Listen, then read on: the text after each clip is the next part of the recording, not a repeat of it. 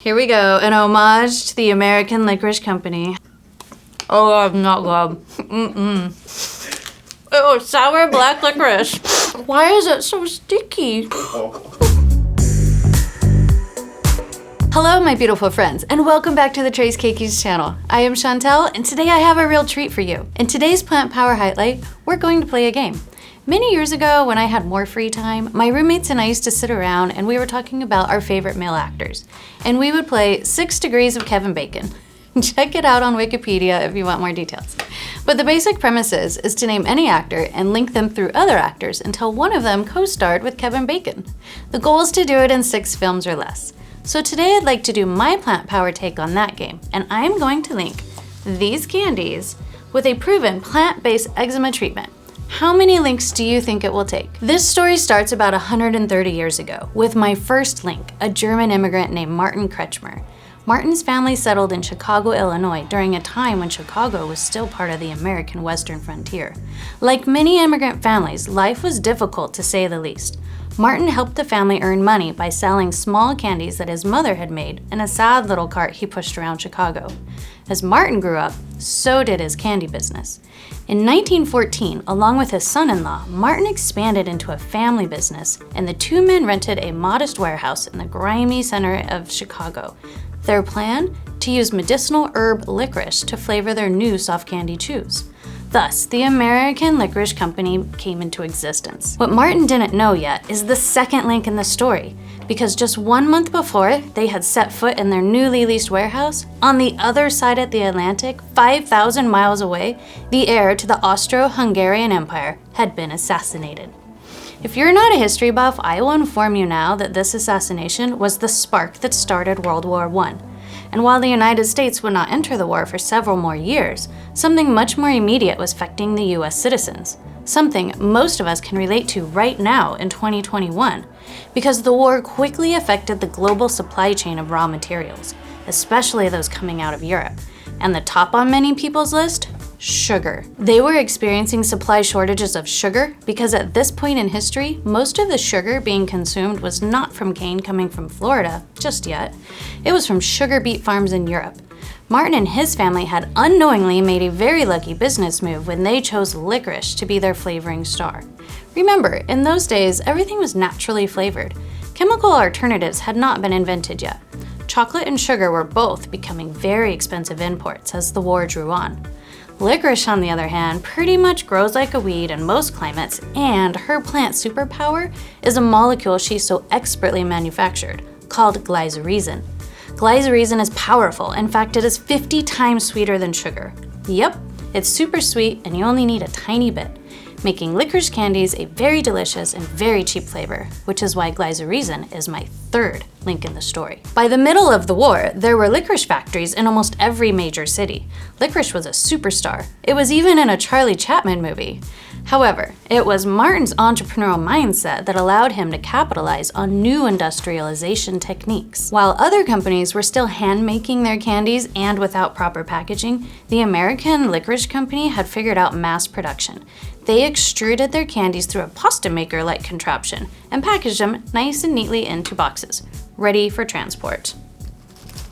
Licorice ropes. These twisted candy vines were becoming all a rage. Their low labor costs and lack of need for sugar and the ability to ship their nicely packaged goods to stores all around the region gave the American Licorice Company a long-lasting competitive advantage, which they would be in prime position to capitalize on when my fourth link, artificial flavorings, were finally invented.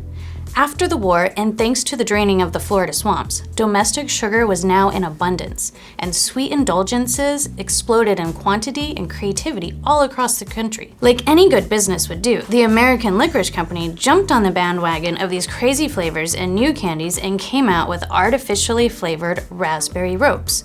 And of course, the cost savings and brand recognition, they used the same machinery as their previous licorice ropes, and thus the term red licorice was born. Okay, we're up to 4 links. Let's review. Link 1, Martin and his family formed the American Licorice Company.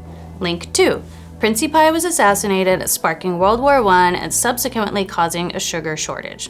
Link 3, Licorice's super plant power of making glycyrrhizin and Martin's family combines this sweet treat with industrialization, making the American Licorice Company very powerful. Link 4. Artificial flavors were invented and the American Licorice Company makes a new candy shaped like their old one, Red Vines, which is now in the company star and an American classic. Okay, that's how we got to here. Licorice plant to red vines. Now how do we get to eczema?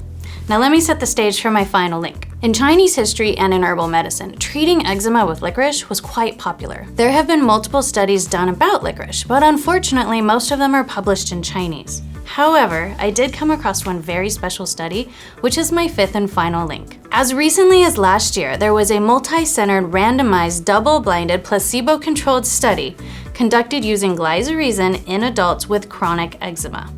Now, I say all these words about this study because in medical science, that would be the gold standard study. It is very rare for plant studies to be conducted with such rigor. The costs are high, it takes a long time to do it, and usually there's no financial gain for these studies, since it's a plant molecule and you can't patent that, which is why this is such an important study to talk about. First, it was multi-centered, which means that this treatment was conducted at several places. Multi-center exposes it to a wide variety of people and geographies. It was placebo-controlled, meaning that one group had a treatment with no glycyrrhizin and the others did, but the patients didn't know which group they were in. It was randomized, meaning a computer generated the treatment groups so that the researchers had no chance to bias who received the drug and who got the placebo.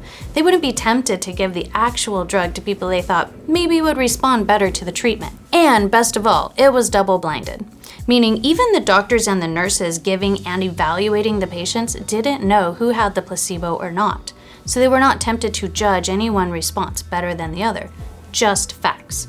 So nobody could cheat the data. And the data showed that the licorice treatment group had statistically improved skin lesions, reduced swelling, and decreased disease reoccurrence after 12 weeks. It turns out glycyrrhiza is more than a burst of flavor. It is also a great natural treatment for eczema. Of course the Chinese have known this for centuries, and now the scientific proof is there to back it up. Yes, obviously I included a link below to this study for those nerds out there who want to read it. I know your type. There you have it, I did it. I linked artificial flavoring to red vines to Martin Kretchmer, who started the American Licorice Company, which happened to pick the perfect plant power to flavor their candy just as World War I tanked the sugar industry, thus popularizing the flavor of licorice and its plant power glycyrrhizin, a super sweet molecule which also happens to be an excellent plant-based treatment for eczema. Of course, if you want to know how glycyrrhizin and licorice co-stars exert their plant power in the skin, you'll have to click into my next plant power highlight, licorice as a plant-based eczema treatment. There you have it. Bye for now. Link 3. Licorice's super power plant making. Okay. I think it's interesting that this company started with these black licorice, which they're now selling again, but then they're labeled as red vines, where maybe 50 years ago it was labeled as licorice and then had red vines in it. Also, the same American Licorice Company makes strawberry straws. They also make a bunch of other sour candies. My kids love the sour candies. I can't stand them. And also I've never had black licorice. Oh wow, can't believe I pay for these. Cleanse your palate with the coffee? Have you guys ever had black licorice? I know it was like my grandparents' thing, but I think they're trying to make a comeback. These ones are a lot sweeter than I was expecting. Yeah, they have sugar in these ones. The original ones didn't have sugar. I could see why they switched to raspberry ropes. Red vines and a black licorice and a sour punch sandwich. Okay, here we go. An homage to the American Licorice Company. Oh, I'm not good. Oh, sour black licorice. Why is it so sticky?